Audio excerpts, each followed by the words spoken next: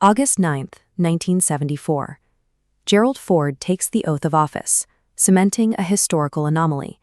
He becomes the first and only person in American history to hold the office of both vice president and president without being elected to either on a national ticket. He inherited a nation in turmoil. Public trust in government had plummeted, leaving Ford to lead a country defined by the political distrust of the Watergate scandal. Beyond the political rot, the nation faced an economy behaving in ways experts claimed was impossible, and the final collapse of American involvement in the Vietnam War. Ford was attempting to govern a country that hadn't voted for him, facing off against a hostile Congress that was actively reclaiming powers surrendered to the executive branch during previous administrations. Upon taking office, Ford declared, "Our long national nightmare is over." To make that true, he had to operate as a crisis manager, making deeply unpopular decisions that prioritized national stability over his own political survival. Just 1 month into his term, Ford made his most controversial decision. He granted former President Richard Nixon a full, free, and absolute pardon for any crimes he may have committed while in office. The public reaction was immediate outrage. Ford's approval ratings dropped sharply amid widespread accusations that he had struck a secret backroom deal with Nixon before the resignation. Ford maintained that no such agreement existed.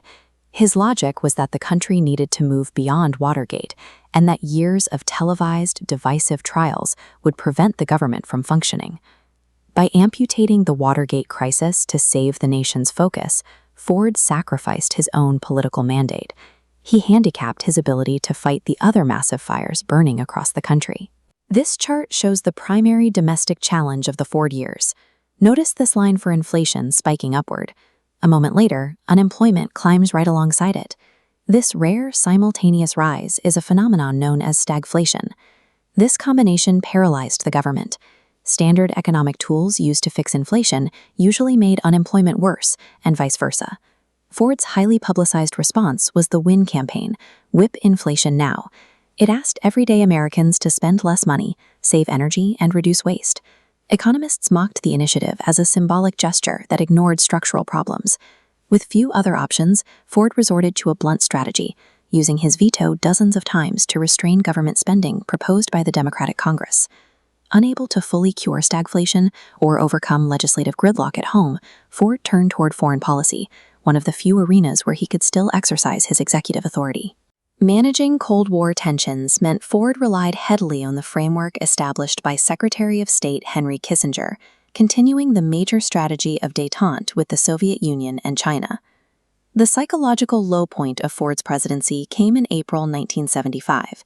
After Congress refused his request for additional aid, South Vietnam fell to communist forces, marking the conclusion of decades of American involvement. Just weeks later, when Cambodian forces seized the merchant ship SS Mayaguez, Ford responded with military force. The rescue was used to demonstrate that despite the withdrawal from Vietnam, the United States remained willing to defend its interests. His most significant achievement occurred in 1975 with the signing of the Helsinki Accords.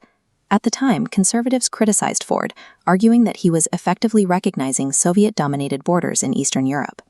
However, the accords included provisions for human rights and freedom of movement. These gave dissidents inside the Soviet bloc a legal shield to document abuses and demand freedoms, commitments the Kremlin had now publicly signed. These human rights provisions eventually became powerful tools used by activists to challenge communist rule from within.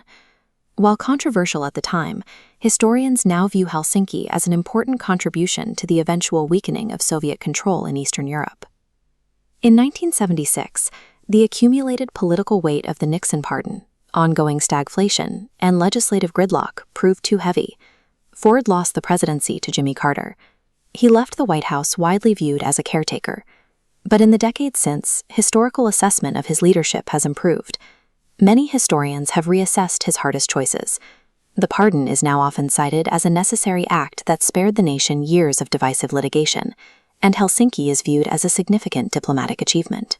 By the end of his term, the economy was showing signs of recovery, and the immediate trauma of Watergate had begun to recede.